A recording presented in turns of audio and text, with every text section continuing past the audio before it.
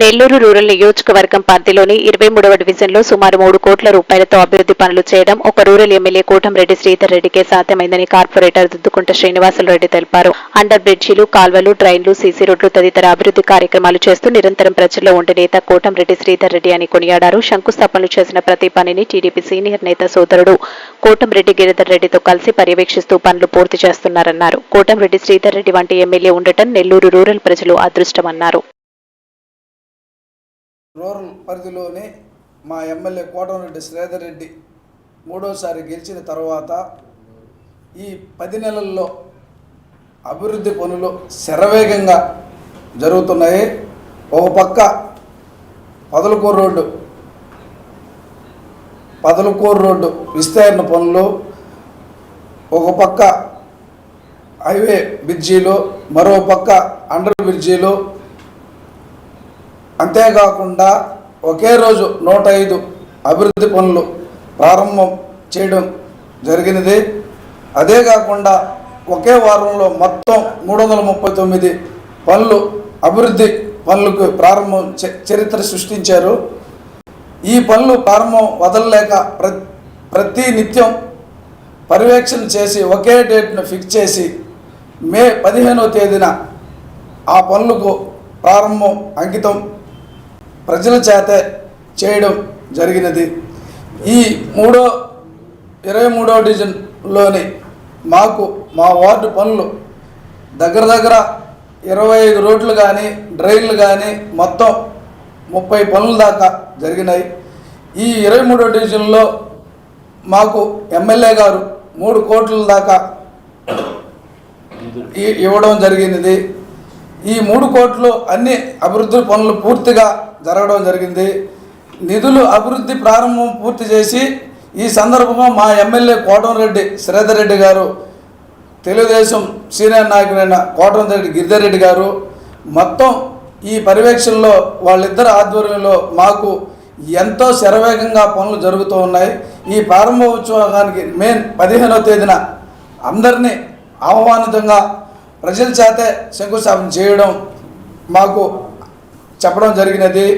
అదే మా ఎమ్మెల్యే శ్రీధర్ రెడ్డి గారు కూటమి ప్రభుత్వంలో 3వసారి గెలవడం మాకు ఎంతో సంతోషంగా ఉంది.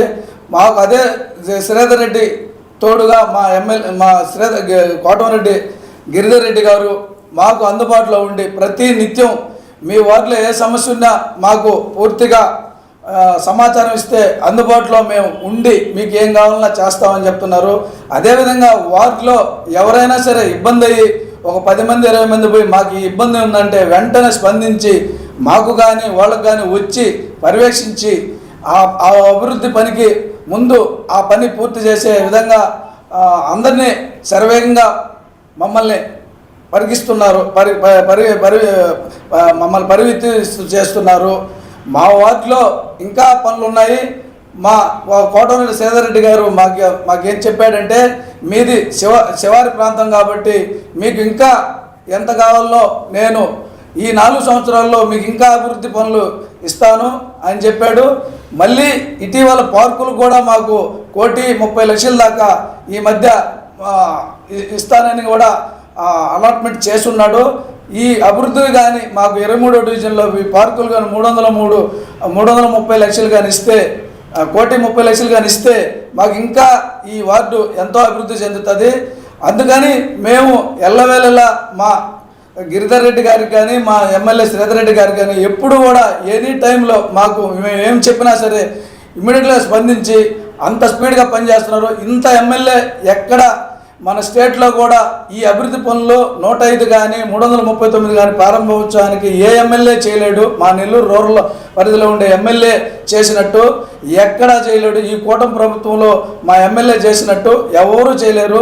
అదేవిధంగా మేమందరం కూడా కార్పొరేటర్గా ఆయన దగ్గర మేము పనిచేస్తున్నామంటే ఎంతో గర్వపడుతున్నాము.